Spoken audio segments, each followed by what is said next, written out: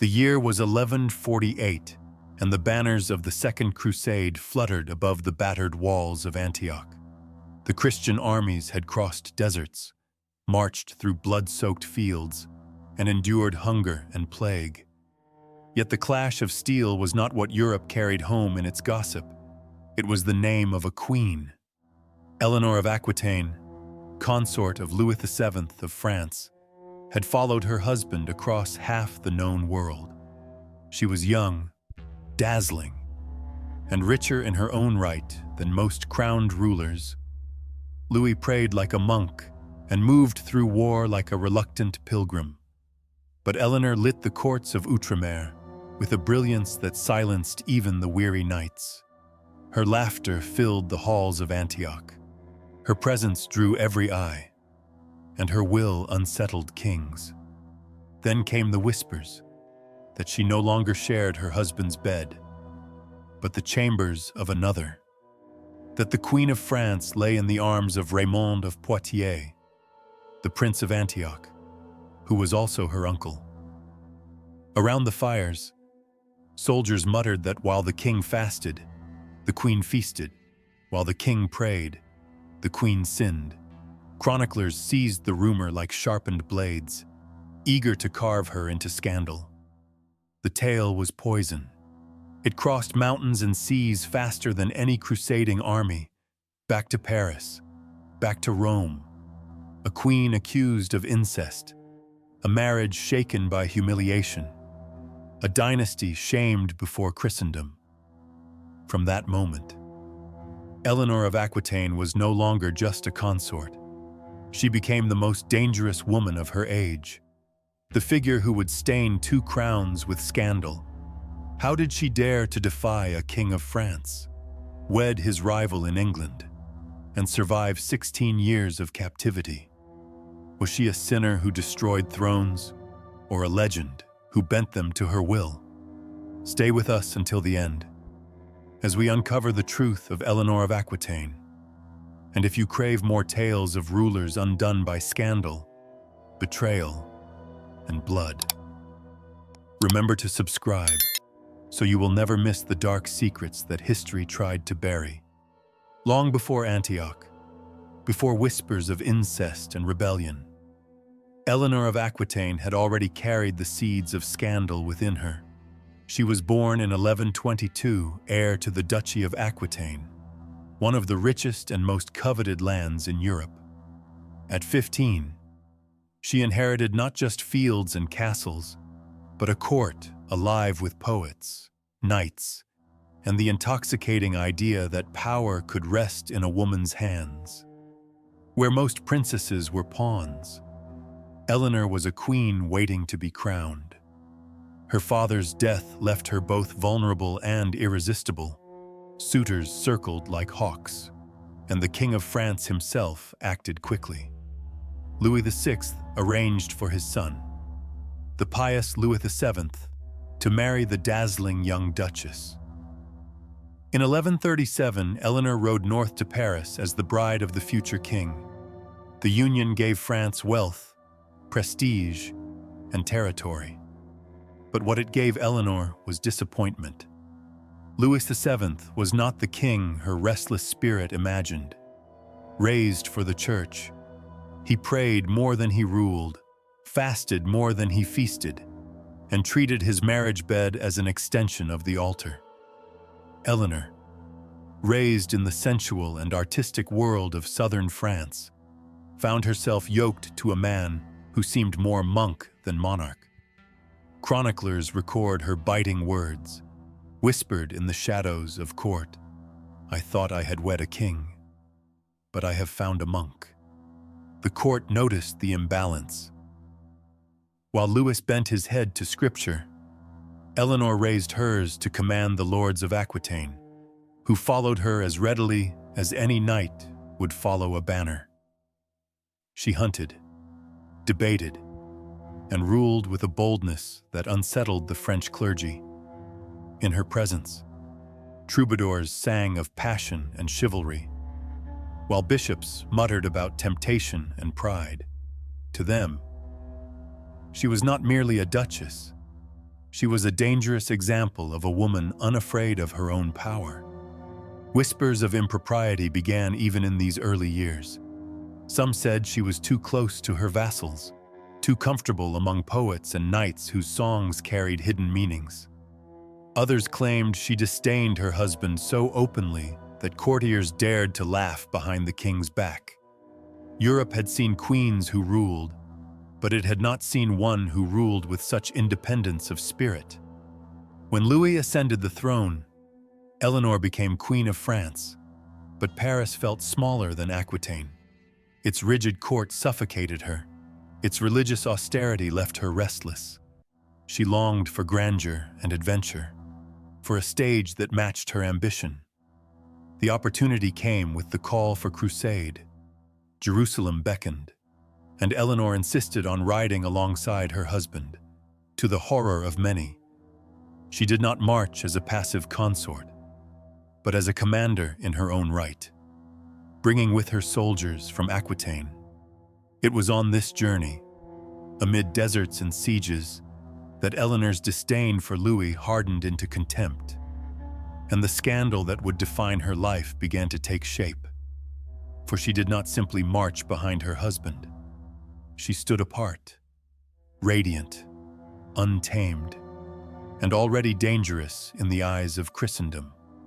The Second Crusade, meant to unite Christendom under the banner of the cross, had instead revealed how far apart France's royal couple had grown.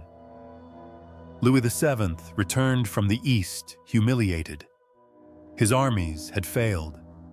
His reputation as a leader had withered, and his marriage lay in ruins. Eleanor's defiance in Antioch had become the talk of Europe. And though no chronicler could prove the whispers true, the damage was permanent. Husband and wife no longer walked as one. By 1152, the bond between them was unsalvageable. The papal courts were called upon to rule on their marriage, and the grounds were not scandal whispered by soldiers, but scandal written into law.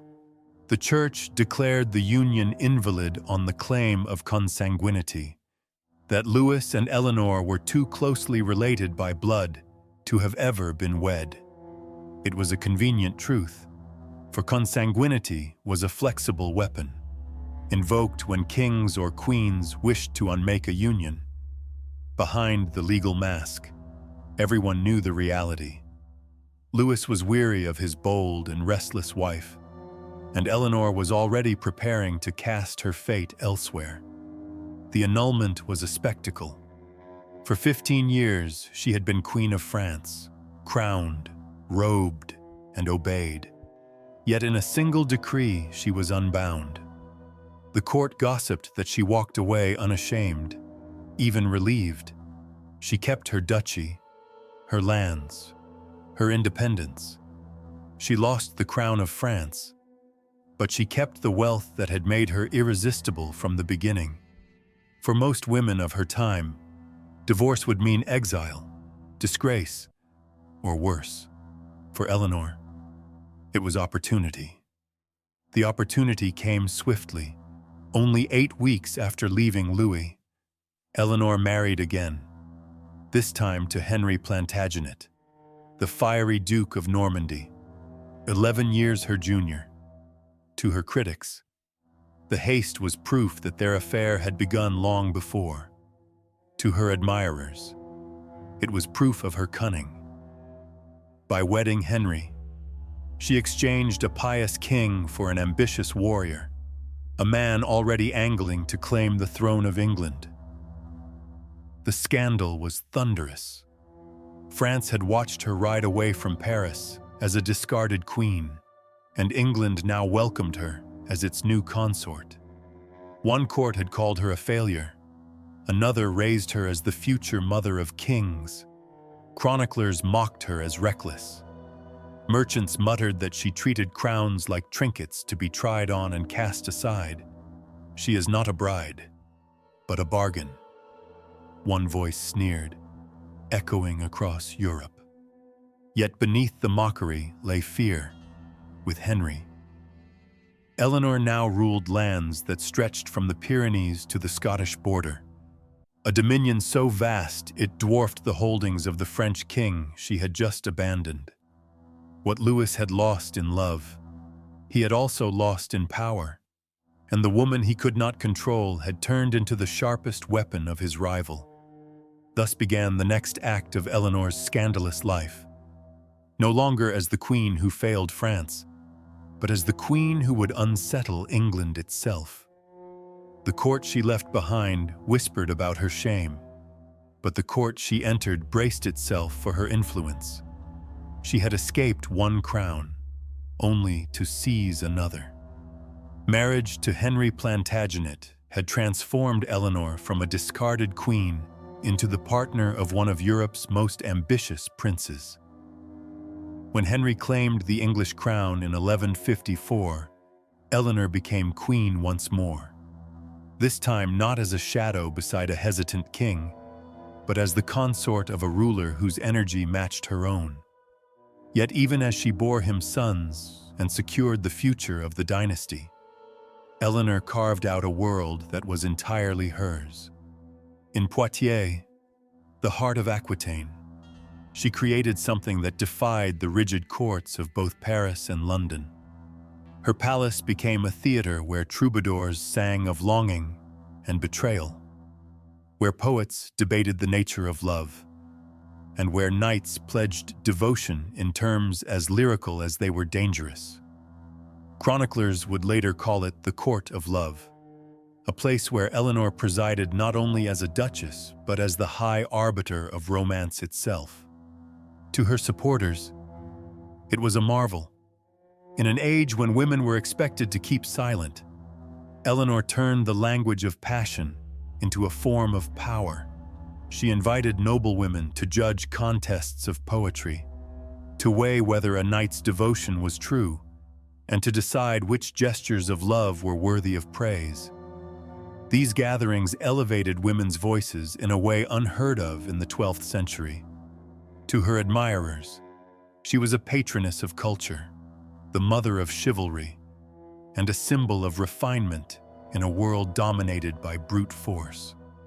But admiration was never the only response Eleanor inspired.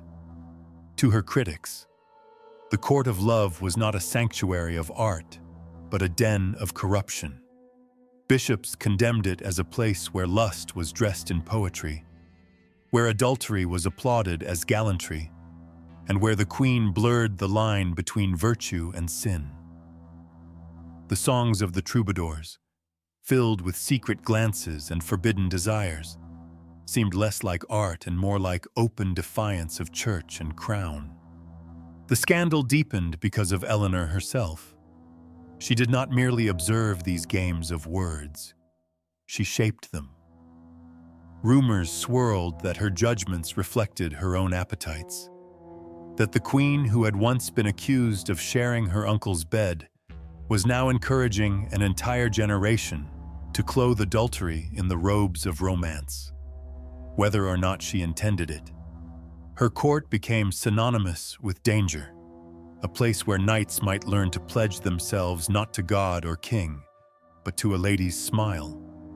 For Henry, this was both useful and troubling. The cultural brilliance of Eleanor's court enhanced his prestige, but it also gave his queen an independence that unsettled him. She was not a consort content to fade into the background. She ruled Aquitaine with her own hand, and her reputation as the arbiter of love made her influence stretch far beyond politics. In a Europe still struggling to define the boundaries of power, Eleanor blurred them deliberately.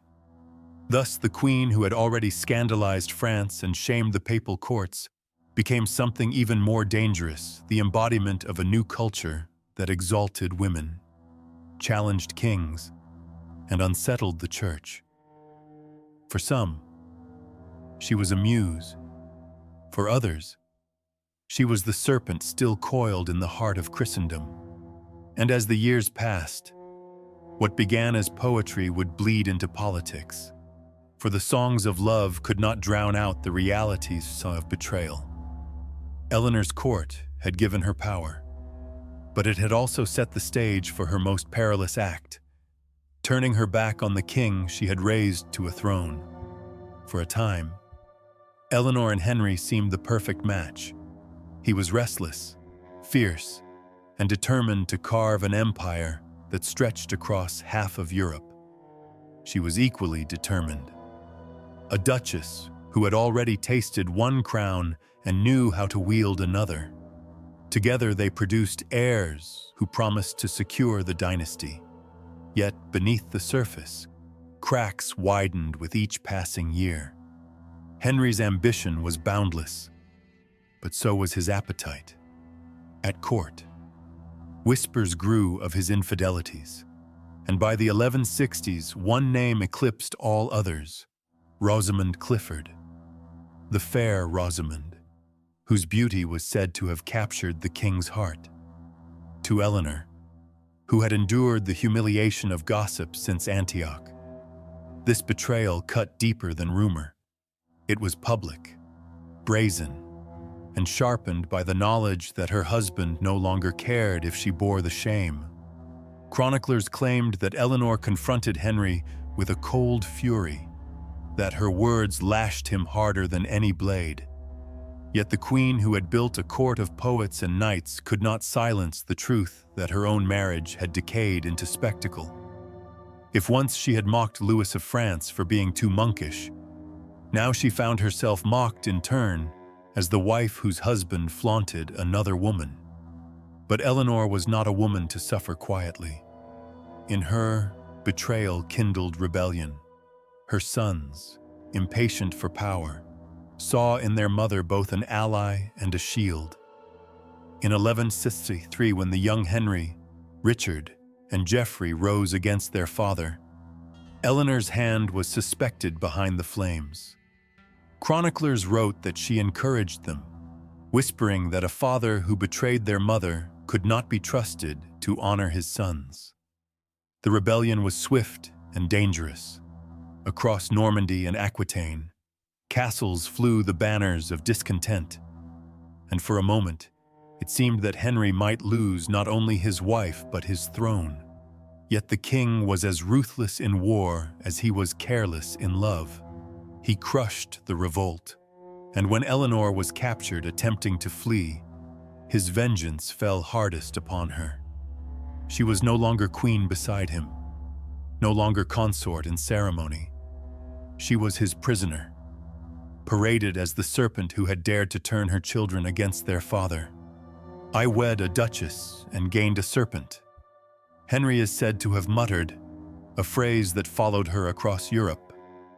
Thus the woman who had once ruled Aquitaine in splendor and created a court that reshaped culture now faced her darkest chapter.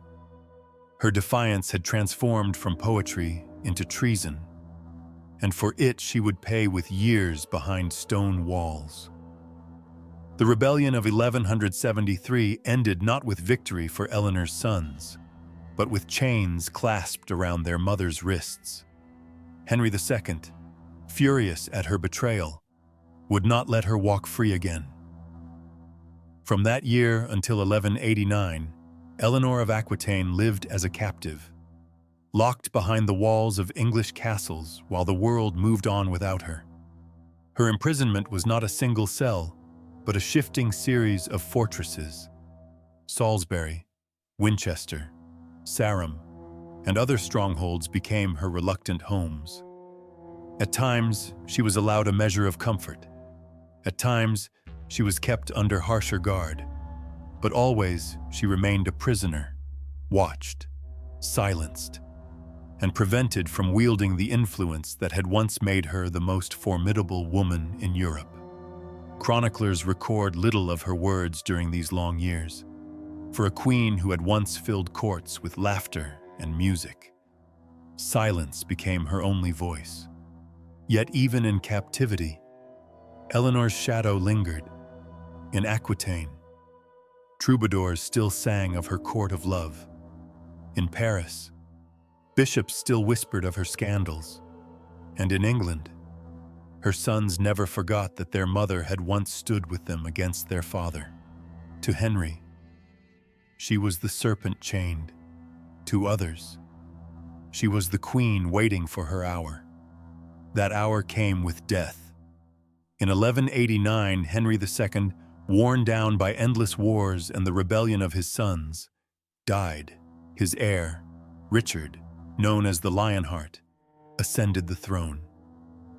One of his first acts as king was to order the release of his mother, after 16 years behind stone walls. Eleanor stepped once more into the light. But freedom did not return her to obscurity. Richard trusted her as few kings ever trusted a queen. When he departed for the Third Crusade, he named Eleanor regent in his stead. The woman who had once been condemned as a traitor now governed England in her son's absence, proving that even chains had not broken her will. It was a transformation as dramatic as any in medieval history, from prisoner to ruler, from serpent to savior. Eleanor's story defied the judgment Henry had tried to impose upon her. She rode across England and France to secure her son's rule, arranged alliances, and negotiated ransoms when Richard himself was taken captive. The queen who had been silenced became the voice of the crown. Still, those years of captivity left their mark. Chroniclers described her as aged, her beauty faded, her movements slower than before. But the fire of her will remained, tempered rather than extinguished. If Henry had hoped to bury her in stone and silence, history would record the opposite. Her release marked not the end of her influence, but the beginning of her final and perhaps most lasting legacy. And as she neared the twilight of her life, Eleanor, once the scandal of Christendom, prepared to leave a memory that neither kings nor chains could erase. In the final years of her life, Eleanor of Aquitaine defied the passage of time as she had defied kings. She lived on not as a shadow, but as the matriarch of a dynasty that shaped Europe. Well into her 70s, she still rode across mountains to arrange marriages for her children and grandchildren. When Richard Lionheart died without an heir, it was Eleanor who ensured the succession of her younger son, John. She was no longer the radiant queen who dazzled Antioch, nor the fiery duchess who mocked her husbands, but she remained the axis around which thrones turned. By 1204, Eleanor was 82 years old, a near impossibility in an age when few lived past 40. She withdrew to the Abbey of Fontevraud, the quiet stone sanctuary where she had once been imprisoned in spirit, now chosen as her final refuge. There, among cloisters and shadows, she prepared for death not as a penitent sinner, but as a queen who had written her own legend. Her life was a catalogue of scandal. She had been accused of incest with her uncle, abandoned by one king, and branded a serpent by another. She had stood trial in the court of gossip more than once, condemned as dangerous, unruly, even damned. And yet, when she lay down for the last time, she did so as the mother of Richard the Lionheart, the grandmother of emperors, and the woman whose bloodline stretched across Europe. At Fontevraud, her tomb still lies beside those of Henry II and Richard, husband, lover turned enemy, and son, the king of crusaders. In death, they are bound together, a trinity of conflict carved in stone. Visitors see her effigy holding an open book, as if still reading, still judging, still shaping the world she left behind. What was Eleanor of Aquitaine?